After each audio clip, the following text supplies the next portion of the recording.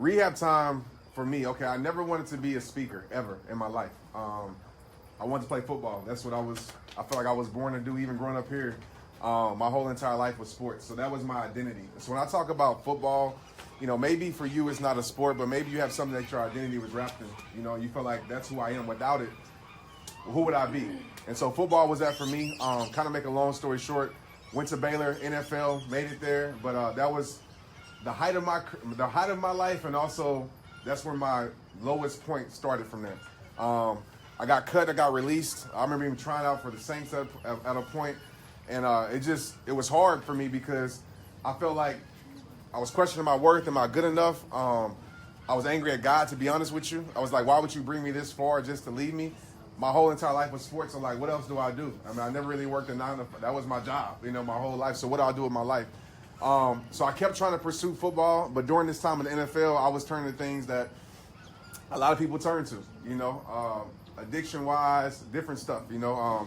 So rehab, I didn't create the name for recovery, but it has that in there. You know, we all recovering from something. Whether it's drugs, alcohol, whether it's our past, whatever it may be, we're all in recovery. We all need to rehab something. So for me, 2 situations made me wake up when I was realizing that my life was, you know, spiraling down. Number 1, the birth of my son. Tristan changed my life. And at that moment, somebody asked me yesterday on live, was like, what's the biggest mistake you're grateful for?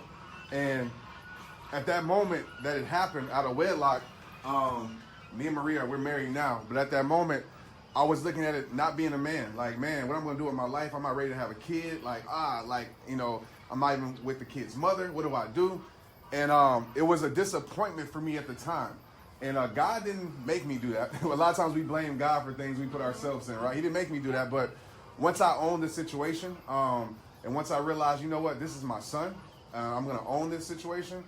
Tristan has been my biggest rescue. So it's amazing how what you think could be your biggest disappointment can be your biggest rescue in life. Tristan saved my life. I can honestly say I probably wouldn't be here today if it wasn't for my son. The second thing was my college roommate committed suicide, one of my best friends. And that breaks me down today. If you've seen a Life Isn't Over video, that came from that place of feeling like I've been there before. I've been in a place where I feel like my life is over. So when people say, man, like I felt that, how do you know? Because I know what struggle feels like. I know what not want to live feels like. And that was my promise to my friend. You know, I felt a lot of guilt. I felt like I wasn't being a friend for him and there for him. And I promised him that I would be an ear for people and a voice for people. And so it's crazy how he's more alive in my life than ever. You know, he's not here with us no more, but he's more alive in my life than ever. So anybody's ever dealt with a loss, that's always my suggestion. Take something from their life and give it to the world. And that's how you keep them alive, you know? Amen. I remember sitting in my room and I just broke down. I was just saying enough is enough. And a lot of times we always say next year, you know, next year I'm going to start my change, you know, or next month. And I always tell people, like, if you're serious about change, you don't need a new year. All you need is a new moment. That's right. And so in that moment, I said, you know what? It's rehab time. And I didn't know what rehab time was. Like, rehab time was for me. It wasn't for you guys, just to be honest with you at that point. It was for me. I never wanted to be a speaker, never wanted to have this company or whatever you want to call it, brand. And so I said, mind, body, and soul, I'm going to get my body right, physically right, spiritually right. I'm going to get back in my word, get back to actually building a relationship with God, not the relationship my grandma gave my mom that my mom gave me. You know, I wanted to build my own relationship. That's right. And the third thing was just mentally. You know, I didn't like to read books. I really still don't like to read. But now I write books. How does that work? But I realized in order to gain knowledge and grow your life, you have to obtain, you know, knowledge, should I say, that you don't have. And so I want to just grow my mindset, change my mindset, because understand something. It's not the outside world that defeats you, right? It's in here that defeats you. That's right. This is your greatest battle that you ever will have, is inside your mind. And I always say, you know what? You might not can control what the world tries to give you. Actually, you can't control what the world tries to give you. Sometimes you can't control what happens in your life, but you're always in control of how you respond. That's and right. so I started making these videos. The videos were, for me, it was my healing. It wasn't to try to inspire anybody, but it was my accountability. So I said, you know, I'm picking my iPhone. I didn't have some expensive budget or camera production. Picked up my iPhone, I started making these videos, and at first, people weren't watching them really. You know, I get 5 views and 10 views, but when I started Rehab Time, I said, you know what? It's not about, for one, it's about changing one life, and that life is mine. Right. That's right. So it's always been about impact and not numbers. And we live in a generation now where everybody's concerned about numbers, right? It's like, oh, I posted a video, only 5 people watched it. Nobody's watching it. No, 5 people watched it. Yes. You know, and understand. Right. Yeah, that's enough. You know, you realize that. And it started from 1 for me. People say, Trent, it happened overnight. I'm like, yeah, over a lot of years of nights it happened, right? And, you know, the videos started to take off. The situation that really happened, and it's surreal to me because I'm actually here. I was still trying to play football. I was hanging on to football for reasons I shouldn't have hang on to it. Like sometimes a lot of us in relationships or a lot of us in friendships are, I'm not saying you to quit your job, but a lot of us are hanging on to jobs and we don't love it. Football, I didn't love it anymore, but I was hanging on to it out of significance, my identity, even finances, like how I'm going to pay my bills without this. I was coming down to play for the Voodoo, actually on a Friday.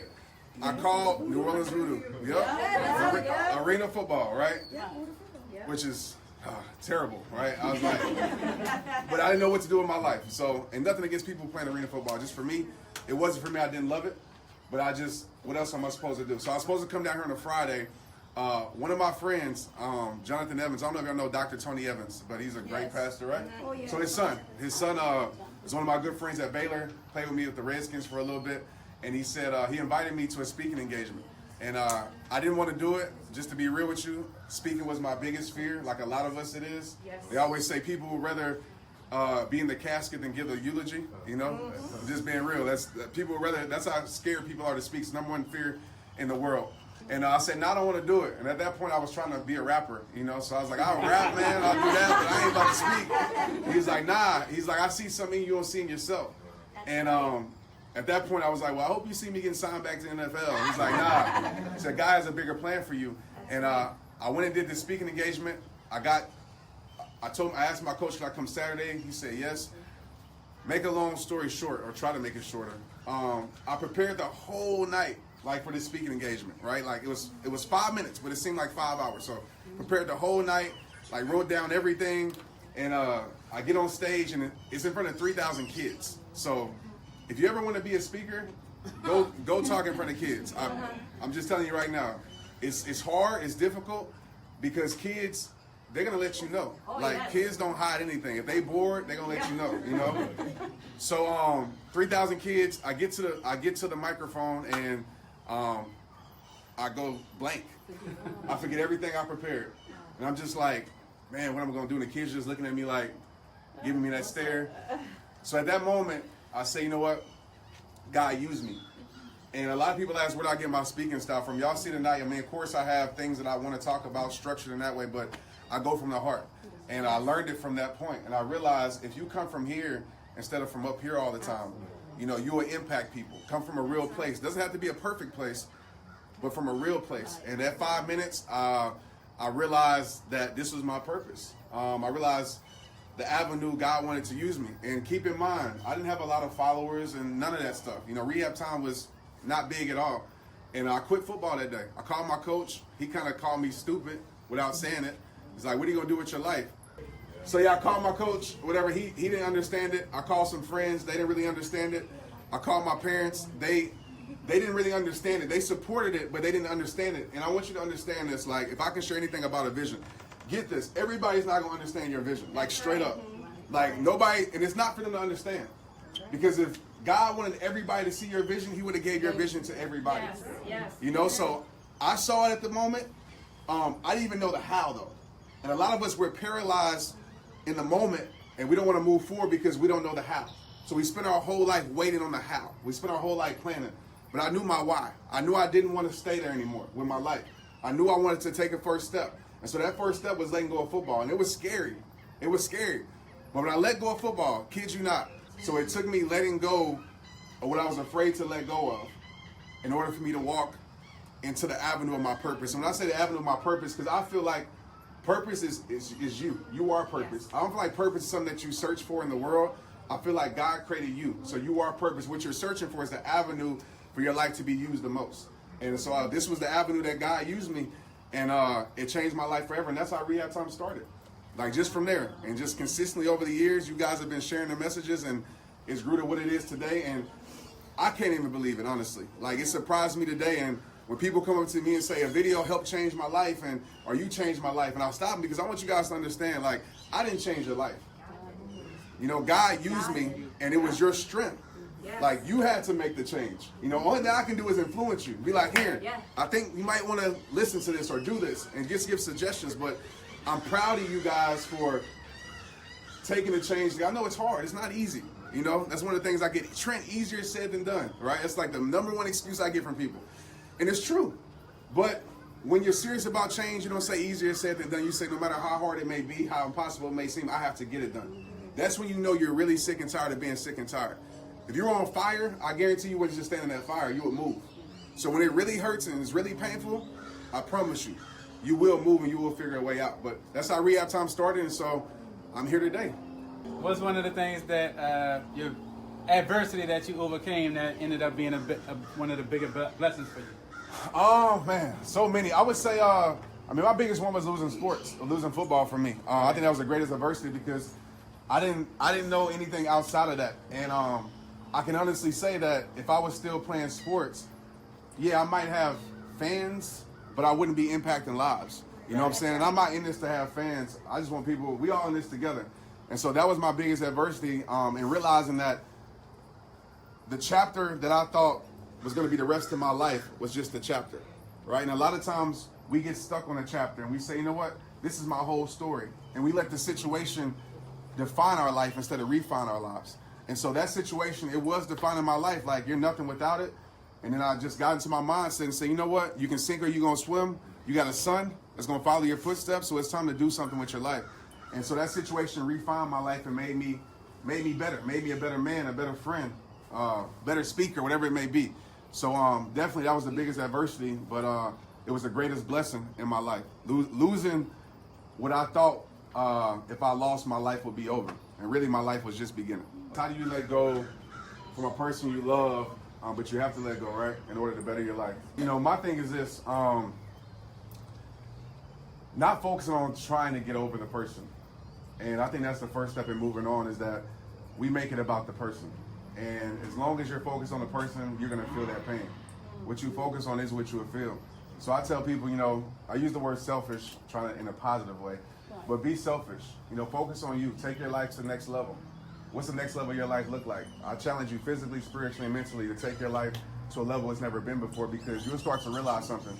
I think the main thing you'll start to realize is that you can survive without that situation. That's right. Because a lot of times we don't think we can. Maybe it's the seed that person planted, or it's the seed that we planted that we think without that situation in our life, we can't survive. So I would challenge you to show yourself that you can survive, and not only survive, your life will be better. And as you grow your life, the things that, I'm not calling somebody beneath you, but maybe their actions or whatever, those things beneath you can't reach you anymore and can't stop you anymore. And I'm not going to ever tell anybody to not let anybody back in their life, because I don't know the whole situation. But I would tell you this, sometimes you do have to love people from a distance. Yes. And you don't have to let the person necessarily, like, it's people in my life that I care about, I truly love, but I also know who they are. I know they can't be next to me just because I know the peace that it robs from me. And I'm living for you guys, I'm living for my family. And so if it takes away from me being the best father I can be, the best husband I can be, the best rehabber I can be, I can't be around that situation. I'll still give support. You can ask Brenda. People reach out to me all the time that most people wouldn't consider cool with me anymore. And I'll do anything for anybody. But also I'm smart enough to know that I cannot have you in my environment, because what's in your environment will ruin your environment, right? The weeds, eventually those weeds will overtake that beautiful garden. You know, so you have to cut the weeds out and keep them out. You still can love people from a distance, okay? And it's hard, it's tough, it's not easy. It definitely is easier said than done. But just keep progressing in life, keep controlling what you can control, like we talked about earlier. Control what you can control and pray about what you can't. Because we spend too much time in our heads trying to control things that we can't control. And what does that lead to? Stress, depression, right? Because we're trying to change something that we can't change. So focus on what you can control, and I feel like everything else will take care of itself.